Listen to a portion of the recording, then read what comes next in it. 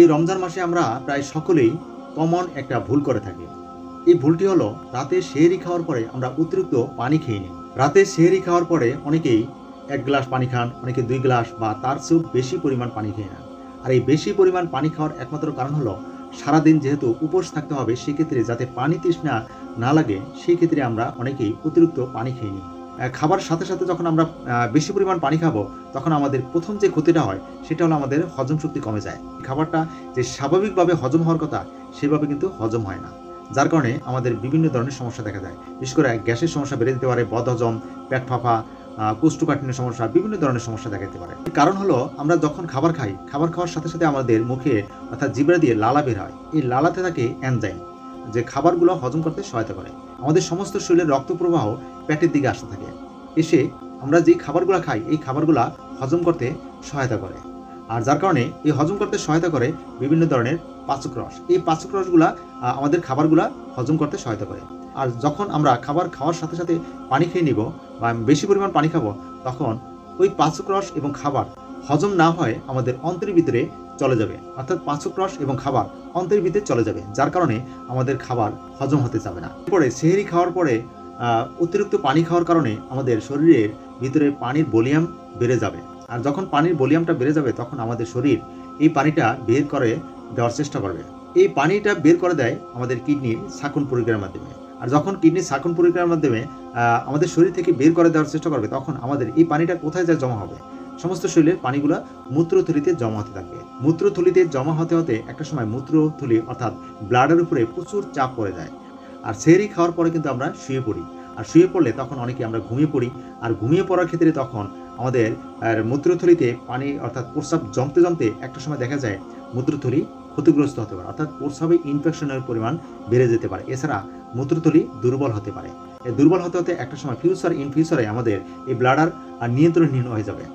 আবার আরেকটা সমস্যা হয়, কিডনির উপরে একটা চাপ পড়তে পারে। সেক্ষেত্রে আমরা অলসতা বা ঘুমের ক্ষেত্রে আমরা প্রস্রাব টাইমলি করতে পারি না, যার কারণে এই চাপ করতে করতে একটা সময় সকালবেলা যখন আমরা প্রস্রাব করতে যাব, তখন কিন্তু প্রস্রাব স্বাভাবিকভাবে করতে পারি না বা প্রস্রাব বের হতে চায় না। সেক্ষেত্রে আমরা মারাত্মক সমস্যার সম্মুখীন হই। বিশেষ করে আমাদের তলপেটে ব্যথা হতে পারে বা প্রচণ্ড একটা বিতৃষ্ণা ভাব লাগতে পারে। তাই অতিরিক্ত রমজান মাসে সেহরি খাওয়ার পরে যদি আপনি অতিরিক্ত পানি খান, সেক্ষেত্রে আমাদের ব্লাডারে যাতে কোনো চাপ না হয় সেটা দিকে খেয়াল রাখবেন। পানি খাবেন, তবে অতিরিক্ত পানি খাওয়ার কোনো প্রয়োজন নেই। অতিরিক্ত পানি খাওয়া মানে কি আপনার মূত্রথলির ক্ষতিগ্রস্ত করা বা কিডনি ক্ষতিগ্রস্ত করা, এছাড়া নানান ধরনের হজম প্রক্রিয়ায় বাধাগ্রস্ত হওয়া। আপনি সেহরি খাওয়ার পরে সামান্য পরিমাণ পানি খেতে পারেন, তাহলেই আপনার যথেষ্ট। কিন্তু অতিরিক্ত পানি খাওয়া মানে কি, আমরা এই পানিটা কিন্তু আমাদের শরীরে অতিরিক্ত পানি ধরে রাখতে পারে না। এই পানিটা শরীর থেকে বের করে দেয়। আপনি দেখেন, আপনি যখন সেহরি খাওয়ার পরে যখন অতিরিক্ত পানি খাবেন, এই পানিটা কিন্তু আধা ঘন্টা বা 1 ঘন্টার মধ্যে শরীর থেকে বের করে দেবে। তাহলে আমরা এটা ভুল করছি।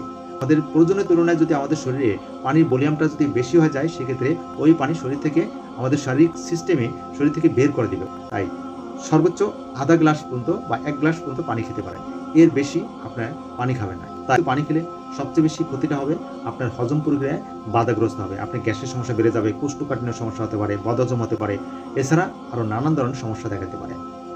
আর দ্বিতীয় ক্ষতিটা হবে আপনার ইউরিনারি ব্লাডার অর্থাৎ প্রস্রাবের থলিটা চাপ প্রয়োগ করতে পারে। একটা সময় এই ব্লাডার ক্ষতিগ্রস্ত হতে পারে। বিশেষ করে বয়স্ক যারা আছে তাদের ক্ষেত্রেও মারাত্মক ক্ষতির সম্মুখীন হতে পারে। এরপরে তৃতীয় ক্ষতিটা হতে পারে যে আপনার কিডনির সমস্যা হতে পারে, কারণ প্রস্রাব যদি দীর্ঘ সময় ধরে রাখা হয়, সেক্ষেত্রে কিডনি সবচেয়ে বেশি ক্ষতিগ্রস্ত হয়। এরপরে আপনার ব্যথা বাড়িয়ে দিতে পারে। এরপর যদি বাইসেন্সলি কোনো কারণে প্রস্রাবের নালী যদি একবারে বন্ধ হয়ে যায়, তাহলে সেক্ষেত্রে আপনার হসপিটালাইজ হতে পারে। তাই সেহরি খাওয়ার পরে কখনোই অতিরিক্ত পানি খাবেন না। সর্বোচ্চ আধা গ্লাস কিংবা 1 গ্লাস পানি খেতে পারেন, তাও আধা ঘন্টা পরে, খাবার সাথে সাথে না। যদি সাথে সাথে পানি খান, তাহলে সেক্ষেত্রে আপনার হজমে বাধাগ্রস্ত হবে। পানি খেতে হলে অন্তপক্ষে 1 ঘন্টা পরে বা আধা ঘন্টা পরে পানি খেতে পারেন, তবে সর্বোচ্চ আধা গ্লাস বা 1 গ্লাস পানি খেতে পারেন, এর বেশি না। হ্যাঁ, আপনি যদি পানি খেতেই হয়, সেটা আপনি ইফতারের পরে আপনি পর্যাপ্ত পরিমাণ পানি খেতে পারেন। যেহেতু ইফতারের পরে পানি খেলে আপনার মিনিমাম 4 থেকে 5 ঘন্টা সময় আছে আপনার প্রস্রাবটা শরীর থেকে পানি বের করার সময় আছে।